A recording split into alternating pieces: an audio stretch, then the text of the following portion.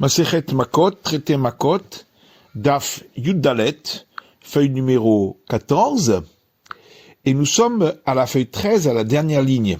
Ravina Amar, Ravina dit, Leolam Kedabridan Mikara. En vérité, l'explication est, comme on l'avait dit au départ, que d'après Rabbi Akiva, on ne peut pas recevoir deux sanctions, sauf quand l'une d'elles est le retranchement, parce que ceux qui sont passibles de cette sanction, s'ils se repentissent, le tribunal céleste leur pardonne cette sanction. Maya Martha, qu'est-ce que tu vas dire? Alors à bout de teshuva. Pour l'instant, ils ne sont pas repentis. L'opsika milta les karet. En tous les cas, la chose n'est pas bien définie concernant la sanction du retranchement, puisque parfois, ils ne la recevront pas. On a vu dans la Braïta, Rabbi Yitzhak Omer, Rabbi Yitzhak dit, Hayvekritot bichlal hayu, que toutes les femmes qui sont interdites, pour lesquelles on est passible du retranchement, se trouvaient incluses dans le même ensemble. Alors pourquoi voit-on dans le verset la peine de retranchement spécifiquement pour la sœur, la dénommée Velo Malkout, pour dire que lorsqu'il y a peine de retranchement, il n'y a pas la peine de la flagellation. Et les sages qui eux disent qu'il y a également la peine de flagellation. Pourquoi a-t-on eu besoin de donner la sanction de retranchement spécifiquement pour le cas de la sœur? Les halek. Ça c'est pour dire que pour chacun des types de femmes interdites, il doit apporter un sacrifice en soi. Véki de Rabbi Yochanan, et ça suit l'enseignement de Rabbi Yochanan. D'Amar Rabbi Yochanan, car Rabbi Yochanan a dit, Shima Asan Kulan Behe'alim Echad, Chayav al Kol Achad Ve'achat. S'il a eu relation avec tous les types de femmes interdites dans le même oubli, il doit apporter un sacrifice pour chacune d'entre elles. Rabbi Yitzhak lechalek manale. Et Rabbi Yitzhak, d'où il apprend qu'on sépare les différents types de femmes interdites et on doit apporter un sacrifice pour chacun. Nafkale, il apprend du verset Mive el isha benidat tum'ata, avec une femme qui a l'impureté de son écoulement. Tu n'auras pas le droit d'avoir relation. Le mot femme ici a été rajouté pour dire qu'on doit apporter un sacrifice pour chacune. Verabanan d'ambiti pour Kléméa. Et les sages, alors pourquoi ils n'apprennent pas d'ici? Effectivement, c'est d'ici qu'on apprend, pour eux aussi. Velakaret d'achoto la Mali. Mais alors, pourquoi est-il écrit spécifiquement la sanction du retranchement pour celui qui était avec sa sœur? C'est pour dire qu'il doit apporter un sacrifice s'il a eu relation avec sa sœur et avec la sœur de son père et avec la sœur de sa mère. La Gemara Pshita, mais ça c'est évident, Arigufin Mochlakim, Vareshemon Mochlakim, puisque il s'agit de différentes personnes avec différents types d'interdits. Et là, le Chayva, la Choto, chez Iahotaviv, chez Iahotimo. Mais c'est pour dire qu'il doit apporter un sacrifice pour chacun des types d'interdits lorsqu'il a eu relation avec sa sœur qui est en même temps la sœur de son père et en même temps la sœur de sa mère. Veremishkachatla. Et comment c'est possible un tel cas? Bireshia Bareshia. Dans le cas d'un impie, fils d'impie, c'est-à-dire d'un homme qui a eu relation avec sa mère, et de là sont nées deux filles, puis il a eu relation avec une des filles, et de là il y a un fils qui a eu une relation avec l'autre fille. Et donc celle-là a les trois types d'interdits dont on a parlé, et donc il doit apporter un sacrifice pour chacun des types d'interdits, bien qu'il s'agisse de la même personne. Rabbi Yitzhak Hamanale. Et Rabbi Yitzhak, alors, d'où apprend-il cela? Il apprend par un argument a fortiori. Le Tanya, puisqu'on le voit dans une braïta, Amar Rabbi Akiva, dit Rabbi Akiva, Shalti et Rabban Gamliel, ve Rabbi Yeshua be'itli shel Aimaoum. J'ai posé une question à Rabban Gamliel et Rabbi Yeshua lorsqu'ils étaient à la boucherie de Imaoum, Shalchou Likar Behema le Mishte Beno Shel Rabban Gamliel. Ils sont allés là-bas pour acheter un animal pour le repas du mariage du fils de Rabban Gamliel. Et ils ont posé la question suivante. Abalachoto Shiachotaviv Shiachotimo. Celui qui a une relation avec sa sœur, qui est en même temps la sœur de son père et la sœur de sa mère. Mahou, qu'est-ce qu'il en est? Eno Chayav al Kulam et la Achat, ou Chayav al Kol Achat Vachat. Est-ce que, pour tous ces interdits, il n'apporte que un seul sacrifice, puisqu'il s'agit de la même personne, ou bien doit-il apporter un sacrifice pour chacun de ces interdits? Aboulon lui a répondu, Zolo Shamarnou. Pour cette question, nous n'avons pas entendu de réponse. Aval Shamarnou, mais nous avons entendu une réponse pour une question semblable, à partir de l'enseignement suivant. Abal Chamesh Tashim Nidot Be'alem Echad. Celui qui a une relation avec 5 femmes impures par écoulement, et tout ça dans le même oubli. Shechayev al Kol Achad Ve'achat, il doit apporter un sacrifice pour chacune de ces personnes avec lesquelles il a eu une relation interdite. Venirin Devarim Kal Vachomer. Et de là, on peut en déduire par argument a fortiori. Si déjà ici, où il s'agit d'un seul type d'interdit, qui est la femme impure par écoulement, il doit quand même apporter un sacrifice pour chacune de ces femmes. Ici, où il y a 3 types d'interdits, le kol sheken, n'est-ce pas, à plus forte raison, Veidar, et l'autre répondra qu'on ne peut pas apprendre par cet argument a fortiori, parce que c'est un argument a fortiori qui peut être repoussé en disant que là-bas c'est différent concernant la femme impure par écoulement, parce qu'il s'agit de différentes personnes, ce qui n'est pas le cas chez nous. Et l'autre aussi est d'accord qu'effectivement cet argument a fortiori peut être repoussé. Et là, nafkaleme achoto de seifa. Mais il apprend du mot sa sœur qui est écrit à la fin du verset, qui parle du châtiment de retranchement pour celui qui a eu une relation avec sa sœur.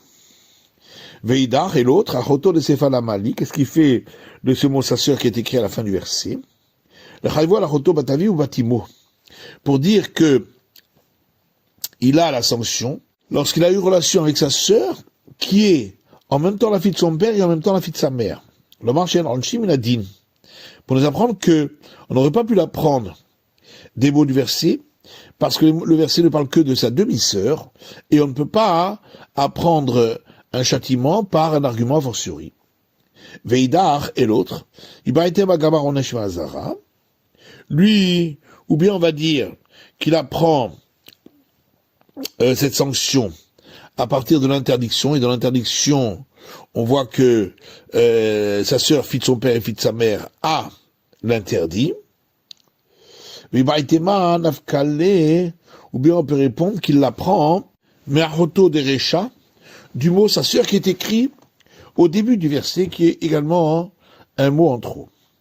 Veidach et l'autre, Aomi Baïle le Halek, Karet, Nimfatem Velasach. C'est pour nous dire que il y a une peine de retranchement, et donc un sacrifice dans le cas où il a fauté involontairement, lorsqu'il a fait les 2 interdits suivants, c'est-à-dire confectionner l'huile d'onction, comme dans le temple, et s'enduire avec. Bien que dans le verset, c'est écrit une fois ce châtiment pour les 2. Veidach et l'autre, ça va, il pense que Rabbi Lazar Amar Rabbi Yoshaya, comme Rabbi Lazar au nom de Rabbi Yoshaya, d'Amar Rabbi Lazar Amar Rabbi Yoshaya, car Rabbi Lazar a dit au nom de Rabbi Yoshaya, chaque fois que tu trouves 2 interdits et une seule sanction de retranchement pour les 2, Chalukin hen les korban. Ils sont malgré tout séparés concernant le fait d'apporter pour chacun un sacrifice. Et si tu veux, on peut donner encore une autre explication. L'Osamala que Rabbi Lazar, c'est qu'en vérité, il ne pense pas comme Rabbi Lazar. Et il l'apprend du fait qu'il est écrit un homme qui aura une relation avec une femme qui a un écoulement. On aurait pu dire simplement celle qui a un écoulement sans dire le mot femme. Et c'est de là qu'on apprend. L'autre dira qu'on a besoin de ce mot-là pour l'enseignement de Rabbi Yochanan. Rabbi Yochanan, Mishum Rabbi Shimon Yochai. Rabbi Yochanan dit au nom de Rabbi Shimon Yochai, d'où sait-on que une femme n'est impure que lorsque l'écoulement est sorti de par ses organes génitaux. Chez Neymar, parce qu'il est écrit dans le verset, et un homme qui aura eu relation avec une femme qui aura eu un écoulement, Begila et Tervata, et il aura dévoilé sa nudité, Vegomer, etc. Donc on apprend que la femme n'est impure que lorsque l'écoulement est sorti par ses organes génitaux. La vie de la Mishnah, également, un homme impur qui a mangé de la viande, de la nourriture sainte, est également passible de la flagellation. Et là-dessus, la Gemara dit, on comprend pour celui qui est entré dans le sanctuaire alors qu'il était impur, Tivronesh ou Tivazara. À son sujet est écrit dans la Torah la sanction et est écrit également l'interdiction. Ronesh, la sanction d'Irtiv, puisqu'il est écrit Mishkan Hashem Timé Venirreta. Le tabernacle de l'Éternel, il l'a rendu impur et il sera passible de retranchement. Hazara, elle interdit, parce qu'il est écrit Velo itammeu et mahanehem, et ils ne rendront pas impurs leur campement, et chaque interdit entraîne la flagellation. Et la termicher Khaleta Kodesh, mais dans le cas de la personne impure qui a mangé la nourriture sanctifiée. Bishlama Onesh Ketiv. Alors on comprend pour la sanction, effectivement, c'est écrit dans le verset Va nefesh shatochal basar, et une personne qui mangera de la chair, miseva hashelamim asher Hashem, du sacrifice pacificatoire qui est à l'Éternel, vetumato alav, et qui aura son impureté sur lui, venir cheta, et il sera retranché. Et là, Zahara Minaïm, mais l'interdit où le trouve-t-on?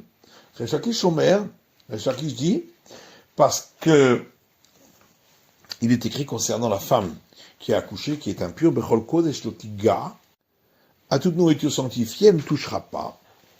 Rabbi Yochanan Omer, Rabbi Yochanan lui dit, Tane Bardella, Bardella a enseigné dans une braïta, Atia Tumato, Tumato, on apprend une similitude des termes, où c'est écrit dans deux endroits le terme son impureté. Ktivaha, il est écrit ici, concernant la personne impure qui a mangé le sacrifice, Vetum ato alav, et son impureté est sur lui, venir cheta, il sera retranché. Ktivatam, il est écrit concernant celui qui est entré dans le sanctuaire, Tamiye otumato bo, il sera impur, et son impureté est encore sur lui. De manière que, dans le deuxième cas, on a trouvé sanction et interdit. Ici aussi, pour notre cas à nous, il a mangé de la nourriture sanctifiée, il y aura la sanction et l'interdit. On comprend que Shakish n'a pas voulu donner l'explication de Rabbi Yochanan. Zerachava lo gamir, parce que cette déduction par similitude des termes, il ne l'a pas reçue par tradition de ses maîtres. Et là, Rabbi Yochanan m'a alors marqué Resh Lakish. Et pourquoi Rabbi Yochanan n'a pas voulu donner l'explication de Resh Lakish? Amalcha ha'u azara de Trouma. Est-ce qu'il te dira que ce verset-là est un interdit concernant le prélèvement au prêtre, et non pas les aliments sanctifiés dans le temple. Resh Lakish azara de Trouma manale.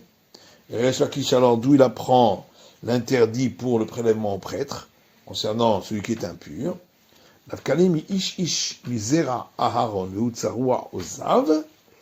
il apprend de ce verset, un homme de la descendance d'Aaron, et qui est lépreux ou qui a eu un écoulement, il ne pourra pas manger de nourriture sainte. Or, qu'est-ce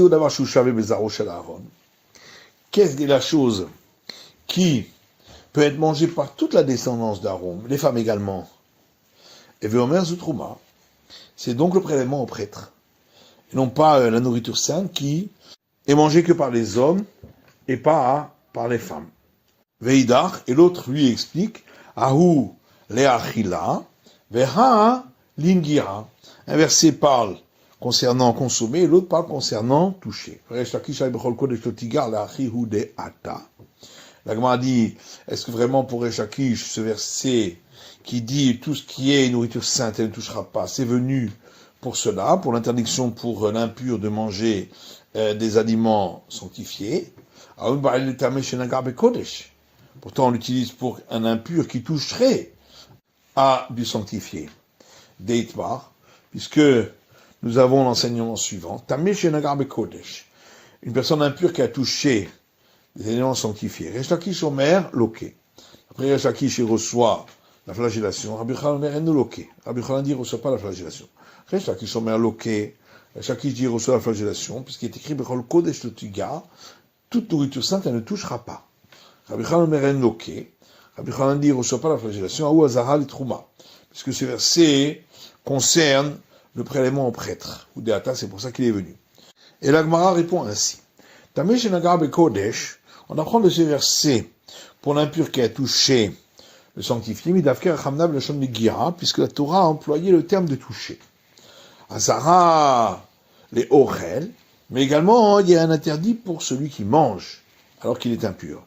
Itish Kodesh le Migdash, puisqu'il y a une juxtaposition entre l'interdiction concernant ce qui est sanctifié et entrer au temple, et donc forcément il s'agit dans les deux cas d'un interdit pour lequel il y a la sanction du retranchement, donc il ne s'agit pas simplement de toucher, mais de manger. La Gemara dit, mais est-ce que effectivement on peut dire qu'il est venu pour cela, le verset? Pourtant, on a besoin de ce verset pour un homme impur qui a mangé de la chair de sanctifié avant l'aspersion du sang. Il doit puisqu'il y a un enseignement qui dit une personne impure qui a mangé de la chair sanctifiée avant l'aspersion du sang, Resh Lakish Omer loqué. Resh Lakish dit reçoit la flagellation, Rabbi Yochanan Omer eno loqué, Rabbi Yochanan dit reçoit pas la flagellation. Resh Lakish Omer loqué, Bechol Kodesh Lotiga. Resh Lakish dit il reçoit flagellation parce qu'il est écrit tout ce qui est consacré, elle ne touchera pas. L'Oshana Plezrika, l'Oshana Chazrika. Donc il n'y a pas de différence si c'était avant l'aspersion ou après l'aspersion. Rabbi Yochanan Amar eno loqué, Rabbi Yochanan dit il ne reçoit pas la flagellation, Rabbi Yochanan est armé, car Rabbi Yochanan suit son opinion d'Amar Kra Tumato, puisque il apprend la similitude des termes, son impureté, qu'on trouve ici et concernant entrer dans le temple, Rigeti Tumato la Chazrika ou le Kitiv. Or, quand c'est écrit pour celui qui a mangé du sanctifié, c'était évidemment après l'aspersion du sang, puisque on voit là-bas que c'était permis de manger pour celui qui est pur. Et donc l'interdiction, c'est seulement au moment où c'est permis de manger, c'est-à-dire après l'aspersion. Et là, on répond, Kodesh Nafka, cet interdit-là, on l'apprend du terme de tout ce qui est sanctifié. Mais le verset lui-même, qui dit le sanctifié ne touchera pas, c'est venu pour celui qui mange du sanctifié. C'est-à-dire qu'il va de Resh Lakish. Il y a une braïta qui suit cette explication de Resh Lakish, qui dit Bechol Kodesh Lotiga. C'est écrit tout ce qui est sanctifié ne touchera pas, Azara le Ochel. C'est un interdit pour celui qui mange alors qu'il est impur. Tu dis que c'est un interdit pour celui qui mange. Peut-être que c'est pour celui qui touche. C'est parce que le verset dit tout ce qui est sanctifié elle ne touchera pas, et dans le sanctuaire elle n'entrera pas. Mais Kish Kodesh et Migdash. Donc il y a une juxtaposition entre ce qui concerne la nourriture sainte et ce qui concerne sanctuaire, va migdash de vachesh bonet natishama. De la même manière que pour l'impur qui entre dans le sanctuaire, il va perdre sa personne, il est passible de la sanction du retranchement. Avkol d'avoir shieshbo netilat neshama. De même, pour l'autre partie du verset, c'est aussi pour un interdit pour lequel il y a retranchement.